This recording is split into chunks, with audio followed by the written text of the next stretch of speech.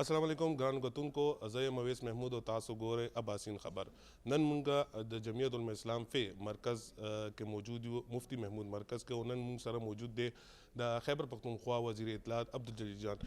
دې نه به نن د سیاسي حوالې سره هم خبرې کوو اور دې سره لږ سیاسي حوالې سره هم خبرې کوو او بل خبره دا چې د دې مرد اسرائیل مرد آباد کانفرنس هم روان دی هغې حوالې سره هم خبرې کوو چې کم کشیدګي روانه ده د پاراچینار کې هغې حوالې سره هم خبرې کوو. السلام علیکم حاجي صاحب، څنګه تاسو ښه؟ حاجي صاحب اول خو دا ووایه چې کم سیاسي صورتحال روان دي نن سبا دې حوالې سره تاسو پارټۍ څه موقف؟ بسم الله الرحمن الرحیم. مونږ خو ډے ون نه دغه موقف دی چې په دې صوبه کې په ټول پاکستان کې بالخصوص زموږ په دې صوبه کې او بیا هغې نه هم بالخصوص په دې جمهوري اجزا کې کومې حالات خراب دي په دې حواله باندې زموږ چې وایي هلې ځلې کوي لګیا دی. کورمې واقعه کې مونږ جرګه کې مونږ شریک شوي وو، جرګې کې مونږ تجاویز پیش کړي وو او صوبې حالات د خرابېدو وجه هم دا ده چې زموږ د صوبایي حکومت د صوبې طرف ته متوجه نه دی. هغه همیشه د مرکز سره د جنگ په میدان کې وي، نو خلک هم دا په دې باندې پریشان دي چې 11 کاله دلته د دوی حکومت وشو، اوس پورې دوی صوبې ته ریلیف ور نه کړ، صوبې کې امن پیدا نه کړو. نو په دې حواله باندې بله آل پارټي کانفرنس هم وشو. دا چونکې رائټ جوړیږي دا وزیر اعلیٰ، لیکن چونکې وزیر اعلیٰ په دې باندې هېڅ ایکشن وانه غوښتو، نو مجبوراً ګورنر صاحب په دې باندې قدم اوچت کو او ټول 14 سیاسي جماعتونه په دې صوبې هغوی راغل بغیر د پی ټی آی نه، نو هغوی پکې د صوبایي د حقوق په حواله هم د امن په حواله هم ډېر ښکلې تجاویز هم راغل او کمیټیان هم جوړ شوې. دا انشاءالله صدر پاکستان سره وزیر اعظم سره ملاقاتونه به کوي، د صوبې حقوق په حواله صوبه کې امن په حواله به هغوی سره ډسکشن به کوي. حاجي صاحب دا هم راته وایي چې زرداري سره صدر پاکستان سره او مولانا صاحب سره یو کشیدګي روانه ده د بل حوالې سره، نو دې حوالې سره تاسو ګورې جي مونږه پی ډي ایم کله چې جوړ شوی و هغې نه پس ته د مدارسو اصلاحاتو په حواله بل باندې ټولو اتفاق راغلی دی. د اتفاق نه پس بیا 26م ترمیم چې پیش شو، 6م ترمیم چې پیش شو، نو هغه ترمیم کې ټولو جماعتونو ومنل چې دا خبره وشوه چې دا بل به مونږه په دې 6م ترمیم کې راولو. نو هغه ترمیم نه پس چې کله بل منظور شو بیا صدر پاکستان ته لاړو، صدر پاکستان پې ابجکشن ولګول.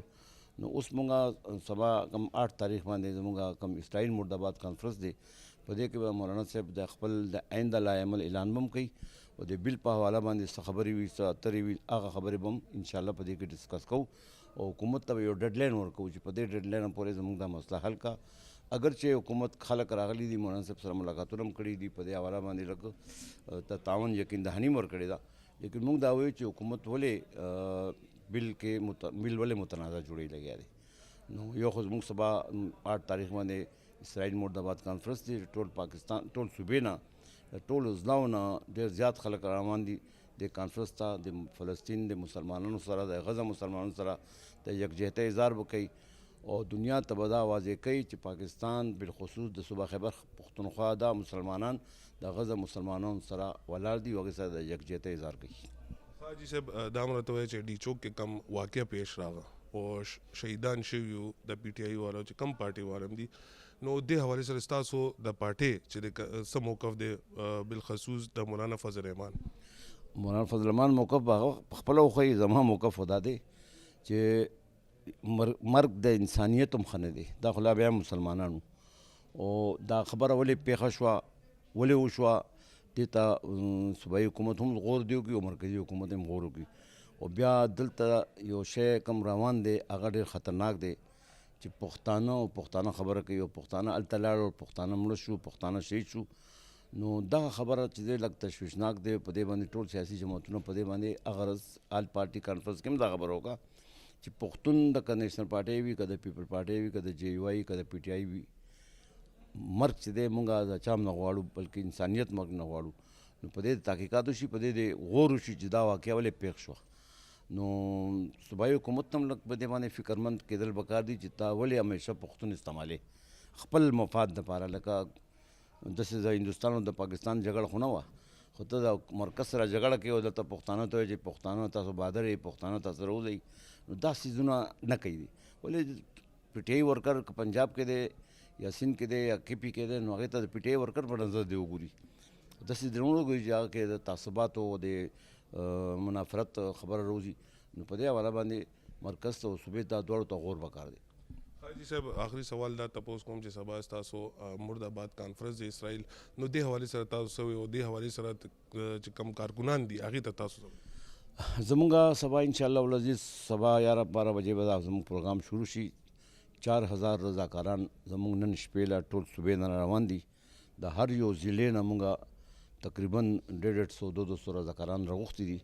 د دې سیکورټي مونږ ته حواله دی. مونږ ته بیګا این او سی میلاو شو د جلسې بیګا 2 میاشتو پس. او ټولې قافلې چې دي زمونږ هزاره ډویژن قافلې هم په موټر وی به راځي. د جنوبي اضلاع قافلې هم په دې موټر وی به راځي. په دې باندې بیا سیده جلسې ته به ځي.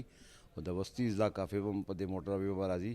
او د مالکن ډویژن قافلې هم د مردان او د دې موټر وی نه به راځي. او دې پروګرام کې به شرکت کوي. 12-1 بجې پورې جلسه به انشاءالله ډک وي. او صوبه خیبر پښتونخوا خالی د جمعیت العلماء ورکر ته نه بلکې امت الناس ته دا اپیل کوم عوام الناس ته دا اپیل کوم چې دا سیاسي وابستګیو نه بالاتر د دې پروګرام کې دی سوالی دا د اسرائیل مردآباد کانفرنس چې دی دا د غزه او د فلسطین د مسلمانانو سره یکجهتۍ اظهار دی. او د هغې ظلم جبر اسرائیل او جبر د یهودیانو ظلم خلاف یو آواز به دلته اوچتېږي چې موږ دا آواز لږ مضبوط آواز وي عوامي آواز وي. هسې خو مولانا صاحب په اسمبلی کې هم او په دې جلسو کې هم هغې دپاره آواز هم اوچت کړی دی. مونږ مالي قرباني هم ورکړې ده. مونږ جاني قرباني دې وخت کې څه حالاتو په وجه نشي ورکولی. مونږ خو دا کولی شو چې مونږ دا شو د جلسه کامیاب کړو او امت مسلمه طرف نه پیغام ورکو چې پاکستان عوام بالخصوص د صوبه خیبر پښتونخوا عوام د فلسطین مسلمانانو سره ولاړ دي.